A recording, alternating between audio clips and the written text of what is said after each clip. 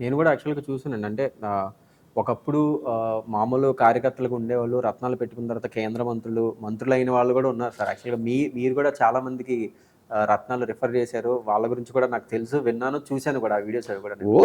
అద్భుతమైన వ్యక్తులున్నారు. ఆళ్ళు సక్సెస్‌ఫుల్ ఉంటారు. వాళ్ళు పక్కనోళ్ళని కూడా సక్సెస్‌ఫుల్ చేస్తారు. ఆళ్ళు ఇంట్లోంచి ఎప్పుడు ఒక్క రూపాయి బయటికి తీసుకెళ్లరు. కానీ ఆళ్ళ దగ్గరికొచ్చిన కార్యకర్తలు గాని, వాళ్ళు కూడా బాగుపడతారు. వీళ్ళకెప్పుడు అనుకూలంగా ఉంటారు. ఒక్కసారి వీళ్ళతో అటాచ్ అయిన తర్వాత మీరు వాళ్ళని ఏం చేసినా కూడా అవతలకెళ్ళరు. వీళ్ళతోటే అనుకూలంగా ఉంటారు. అంతేగాని చాలామంది ఏమనుకుంటారంటే, మన ఇంట్లో డబ్బులన్నీ తీసుకెళ్ళి, లేకపోతే భూములమ్మి, ఆస్తులమ్మి, భార్య మెడలో నగలు తీసుకెళ్ళి తాకట్టు పెట్టి రాజకీయాల్లో వాడతారు. నో. ఎప్పుడు కూడా అదృష్టపత్రం ఒకటి పెట్టుకోవాలి. దానికి సంబంధించిన మంత్రం ఇస్తాం. మీ జీవితంలో ఒక్క రూపాయి కూడా ఖర్చు పెట్టొద్దు. దానికి ఏం చేయాలో చేయండి. మీరు ఎప్పుడు అధికారంలోనే ఉంటారు. ఎప్పుడు అందరితో దండం పెట్టించుకుంటారు. అన్నీ పాజిటివ్‌గా ఉంటాయి. ఇప్పుడు మనిషి సంతోషంగా బతకడానికి డబ్బులు ఎంత ఇంపార్టెంటో ఆరోగ్యం గూడా అంతే ఇంపార్టెంట్ అండి. సో, ఒకప్పుడు ఏంటంటే పుట్టిన తర్వాత వాళ్ళకి షుగర్‌లు, ఉబ్బసం ఇలాంటి వ్యాధులు వస్తూ ఉండేవి సార్. కానీ ఇప్పుడు జనరేషన్‌లో ఏమవుతుందంటే పుట్టుకతోనే పాపం చిన్న పిల్లలకి 1 ఇయర్, 2 ఇయర్స్ పిల్లలకి గూడా అవి వచ్చేస్తున్నాయి. సో, అట్లాంటి పిల్లల్ని వీటి నుంచి బయటపడడానికి గూడా ఏదన్నా అదృష్టరత్నాలు వాడే అవకాశం ఇది ఉందా? యాక్చువల్‌గా నేను అందరికీ చెప్పేది. ఇందాక చెప్పాను. పెళ్లిలోనే భార్యాభర్తలు ఇద్దరు అవును. పెట్టుకుంటే మంచిదని. ఎందుకంటే వాళ్ళకి కాలసర్ప దోషం ఉండదు, టెన్షన్‌లు ఉండవు. టెన్షన్‌లు ఉన్న వాళ్ళకే, వాళ్ళకి పుట్టే పిల్లలకి ఇట్లాంటియన్నీ వస్తుంటాయి. వస్తుంటాయి.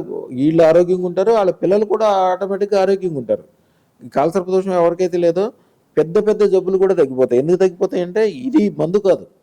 కానీ వాళ్ళు మనశ్శాంతిగా ఉండటం వలన ఇది పాజిటివ్ ఉంటుందో దాని వలన ఎన్నో అనారోగ్యాలు ఒక కంట్రోల్‌లోకి వచ్చి, అలాగే కొన్ని రకాల అలవాట్లు ఉంటాయి. ఇప్పుడు పల్లెటూరులో ఏం చేస్తారంటే కొన్ని రకాల జబ్బులు ఉన్న పిల్లలకి చిన్నప్పటి నుంచి తాగుడు అలవాటు చేస్తారు.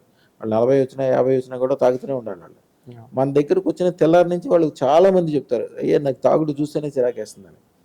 తాగుడు అనేది చాలా చెడ్డ అలవాటు. అవును. కానీ మన దగ్గరకు వచ్చిన వాళ్ళకి ఆ అలవాటు లేకుండా అనుకూలం అయిపోతుంటుంది. రోజు మంచి జరుగుతూ ఉంటుంది.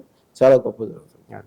సరే, ఈ జాతకాలు ఇవి చూస్తున్నప్పుడు, వింటున్నప్పుడు రాహుకేతు ప్రభావం అనేది మన పైన చాలా ఉంది. అది చాలా చెడు ప్రభావం చూపిస్తుందంటారు సార్. ప్రత్యేకంగా ఈ రాహుకేతు ప్రభావం నుంచి మనం తప్పించుకోవడానికి స్పెషల్‌గా రత్నాలేమన్నా ఉంటాయా? అయ్యా చాలా మంచి విషయం అడిగారు. ఇది చాలా తక్కువ మందికి తెలిసింది. కాలసర్ప దోషం అంటే కూడా రాహుకేతులకు సంబంధించింది. అవి యాక్చువల్‌గా రియల్ కాదు.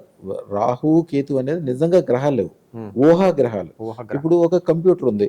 లేకపోతే మీరు ఇప్పుడు దాంట్లో కెమెరాల నుంచి వీడియో తీస్తున్నారు. ఇయన్నీ మీరు చేస్తున్నారు గానీ దానికి రూపం ఎక్కడుంది? దాంట్లోంచి మీరు రూపాన్ని ఏం బయటికి తీయలేరు కదా! అవును. అదొక ఆలోచన లాంటిది. దాంట్లో ఉండిపోద్ది.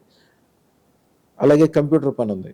అలాగే లేకపోతే ఒక రాజకీయ నాయకుడు ఉంటాడు. మనం ఈవేళ రోడ్డు మీద నడుస్తున్నామంటే ఈ రోడ్డు మీద మనం నడిచే రోడ్డు ఒక ఢిల్లీలో ఉన్న రాజకీయ నాయకుడో, అక్కడ ఉన్న అధికారి యొక్క మైండ్‌లో పుట్టిన ఆలోచన మనం ఈవేళ నడిచే రోడ్డు.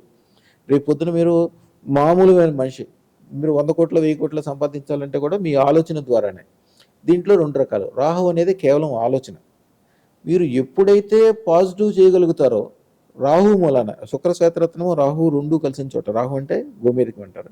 శుక్ర శ్వేతరత్నం అంటే డైమండ్. ఈ 2 కలిసిన చోట అతి తక్కువ టైంలో, అది మంచి మార్గం కావచ్చు, చెడు మార్గం కావచ్చు, అతి తక్కువ టైంలో అతి ఎక్కువ సంపాదిస్తారు. చాలా షార్ట్ పీరియడ్‌లో ఎక్కువ సంపాదించిన వాళ్ళు ఎవరుంటారో చూడండి వాళ్ళే. ధన సంపాదనకు 2 మార్గాలు చెప్తారు ఎక్కువ. గురువుకి సంబంధించింది ఒకటి, శుక్రుడు గోమేధికం అంటే ఇది. ఇక రెండోది కేతువు. కేతువు అనేది అద్భుతమైన విషయం. ఇప్పుడు మనం ఏదన్నా చిన్న తప్పు చేస్తే కేతువు చాలా పెద్ద శిక్ష ఇస్తాడు. ఆయనకి చాలా కోపం అనమాట. మీరు చిన్న మంచి చేస్తే విపరీతమైన లాభం చేస్తాడు. ఒక మనిషికి లాటరీ టికెట్ తగాలన్నా ఆయనే. కేతు ప్రభావం ఉండాలి. కేతు ప్రభావమే. ఒక మనిషి రోడ్డు మీద మంచిగా నడుచుకుంటూ వెళ్తాడు, ఎదురుగుండా లారీ వచ్చి గుద్దేస్తే ఇంకేం అది సంబంధం కేతు లేదు. ప్రభావం. అది కూడా కేతు ప్రభావమే. కేతువు ఎప్పుడు అనుకూలంగా ఉండాలి. కేతువు ఎప్పుడు అనుకూలంగా ఉంటుంది? 3 రకాలు చెప్తారు దాంట్లో. అన్నదానం చేయటం ఒకటి, ఒక దేవత ఆరాధన ఉంటుంది, మూడోది ఒక రహస్య మంత్రం ఉంటుంది. ఈ 3 కూడా ప్రతిసారి, ప్రతిరోజు, ప్రతి టైంలో చేయడానికి సాధ్యం కాదు. ఎవరికైతే అదృష్టరత్నం ఉంటుందో వాళ్ళు ఆటోమేటిక్గా కేతువు యొక్క అనుగ్రహాన్ని పొందుతారు.